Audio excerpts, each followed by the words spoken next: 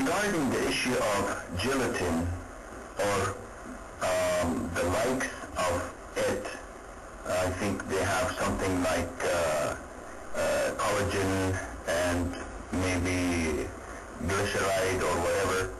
Regarding these substances, first of all we have to acknowledge the fact that it was not found at the time of the Prophet ﷺ. And scholars, because of that, were divided into two parties. One says that it is forbidden to use such products because it contains pork or it contains the remains of dead animals that were not slaughtered. And the other party says this is true providing that this remains of the dead animal or the ingredients taken from collagen or from the pork meat or the pork fat is used as it is. There is no difference among scholars that this is completely forbidden to use or to consume. The problem is that the scholars that say it's permissible to use the gelatin, they say that it does not contain anymore the chemical characteristics of pork fat or pork meat or even the meat of the dead animals or the bones or whatever, because it undergoes a very lengthy process that transforms it from something that was haram into something that is completely different. And this is a rule in the Islamic Sharia or in the Islamic fiqh.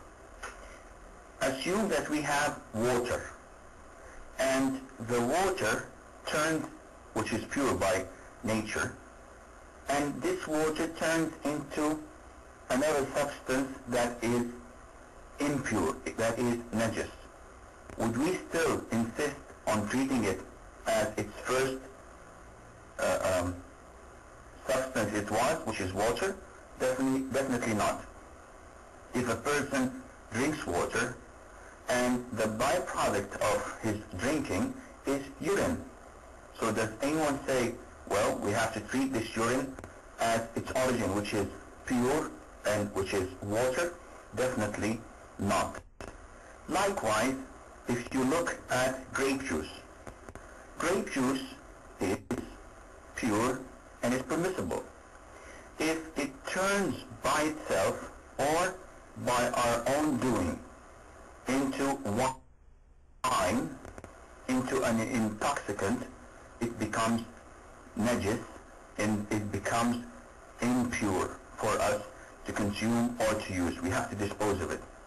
But hypothetically speaking, and this happens, and this is one of the characteristics of wine, it can, if left in its place, it would turn into vinegar. So, do we say that vinegar is haram or halal? Can we consume it, or it is impure, it is najis, we should avoid it and dispose of it? By the consensus of scholars, if it was turned by itself into vinegar from juice, then it is halal, though it passed by the phase of intoxicant. It passed by the phase of wine. And you go on and on and on. And one of the simplest and most logical examples the scholars usually give is that when the Prophet ﷺ migrated from Mecca to Medina, he offered to buy a land from two orphans who owned it, and they refused to take money for it. He wanted to prepare and make this land the Masjid of Medina, which exists nowadays, and they refused to take any money for it. So the Prophet ﷺ prepared the land, and he found out that there were graves of some of the pagans who were buried long ago. The Prophet ﷺ ordered them to dig the graves and to take the remains, the bones, out.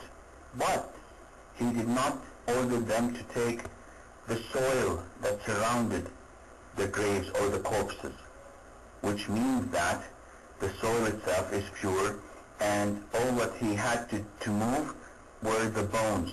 But what was disintegrated or what was left over of the bodies, the Prophet ﷺ did not instruct them to remove it because it turned into something that was pure.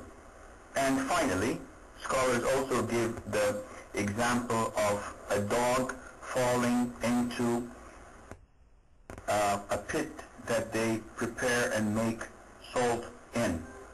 And if the dog falls into this pit and he's buried into it and he dies, and this dog, after a month or two, we come and look for it, we cannot find any trace of it because it was transformed by itself into salt because of the surroundings of it, and the smell, the taste, and the color remained the same.